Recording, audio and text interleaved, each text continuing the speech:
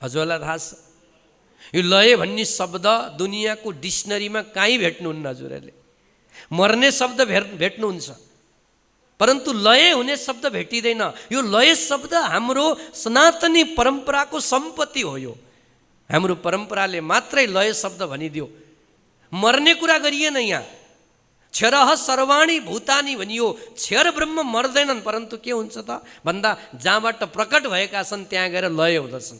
यसलाई लय शब्द भनियो। लय भन्ने बित्तिकै मर्ने नसम्झिने है।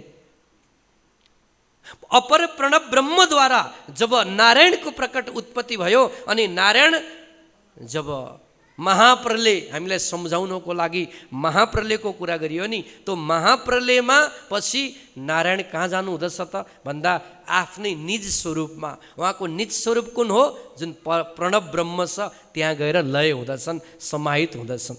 नदी सागरमा मिसियो, नदी मरेको होइन, नदीको रूप बढेको हो।